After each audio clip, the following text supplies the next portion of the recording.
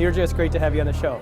Thank you. So Neerja, you told me a little bit about MediaX and what you guys are doing in the field of social entrepreneurship. Can you give us a little bit more background about how you inspire social entrepreneurs? So I look at barriers and enablers for social entrepreneurship. Social entrepreneurship seems to have carried on, but basically it's business that would be good for people, it'll be profitable, and it'll also be good for the planet. That's an extra one that we've added.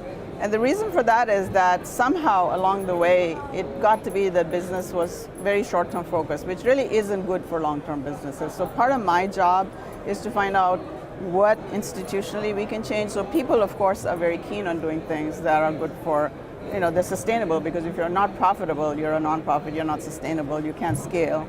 So it should be profitable, but it should also be doing something good for society. So part of what I started to study is how come this sort of chasm has evolved between the profits of the non-profits, the public money and the private money, and how can we get to a point when basically the business and society is much more integrated and doing good for each other rather than this sort of divide that we have right now. And that's what I'm studying, both from an institutional perspective, because from my background, I have the research background for technology, as well as what it takes to do good business. So I can take a stab at institutional things as well as social things.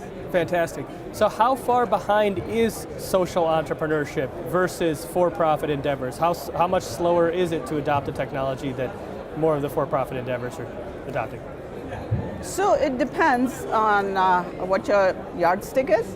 When I first started, first of all, we live in a fantastic place in Silicon Valley. So stuff you hear around here, people throw out buzzwords like social entrepreneurship, and you have lots of support. That doesn't necessarily extend to the rest of the United States, and it certainly doesn't extend to places like India or the emerging markets, where basically it should really be entrepreneurship, because anytime you have entrepreneurship, some good will come out of it. But I think the yardstick that people should use is how much institutional support is there, so that if I wanted to be a social entrepreneur, I could get a job, I could still have a family, I could lead a normal life. You really can't do that.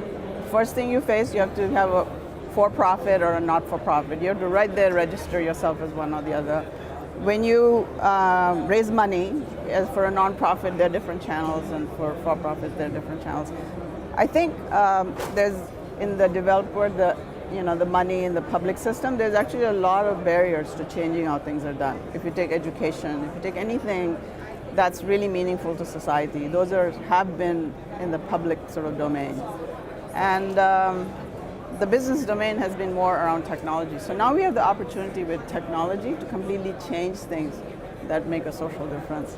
So the yardstick really, from a people perspective, they're ready, but from an institutional perspective, there is no goodwill for social entrepreneurship line item on your fact. So as a CFO, we can talk. There is no line item. Yeah. So even though in HP, we had a goodwill business item, but that doesn't exist. And there's the S-corps and stuff like that. So maybe I can change you to start with. I would love to. Well, it sounds like you guys have a very well articulated vision, and you're dealing with a very important problem. So we wish you the best of luck. Thank you very much. Yep. Pleasure. Thanks.